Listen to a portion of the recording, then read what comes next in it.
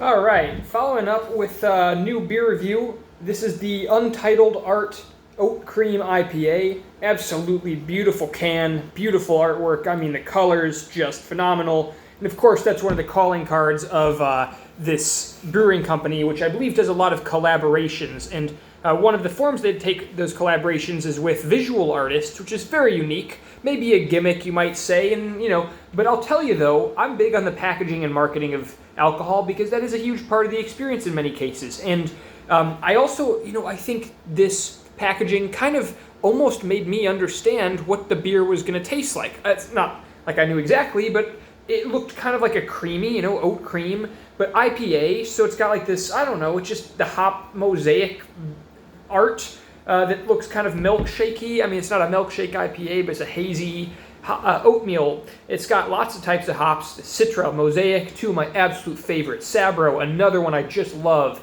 I think those create kind of pina colada tastes a lot of times. It's the Citra and the Sabro especially, and then the Mosaic is kind of delicate and grapefruit.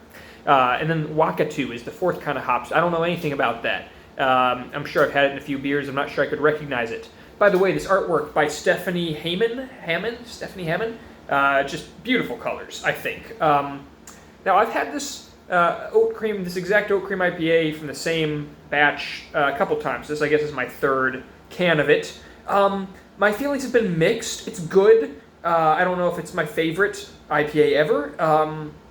It is what it is. It's creamy oat IPA with some interesting hop combinations that I would say are somewhat pina colada-like without going too far in that direction. Now, let me taste it in a minute. I'll make sure I still think that.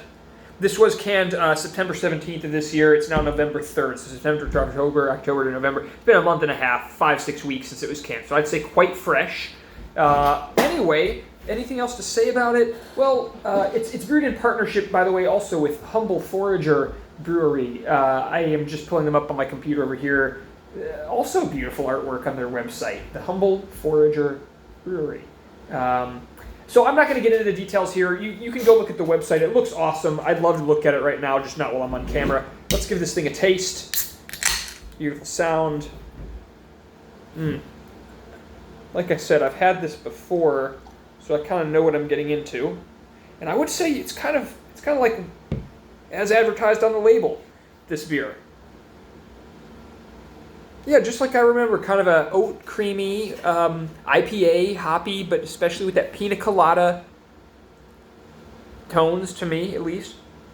It looks real pretty, right? I mean, it looks like a hazy oat IPA, I would say, even down to the color of the head. Delicious looking.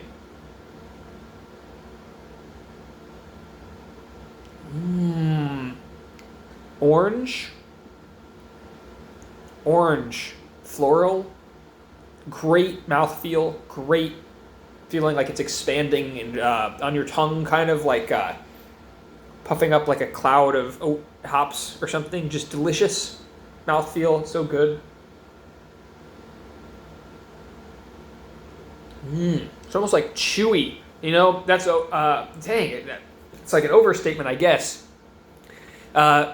It's bitter. It's got that hop bitter, but I associate that crisp, dry, bright hop bitterness with the most refreshing of beers.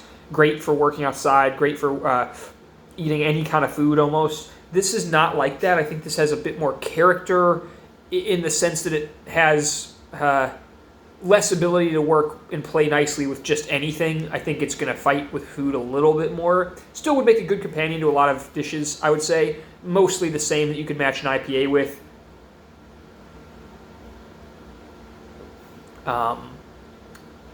But it's just not quite as crisp, right? Of course, it's like softer, fuzzier almost. That oat softness is what I associate in my head. So that's what you're getting.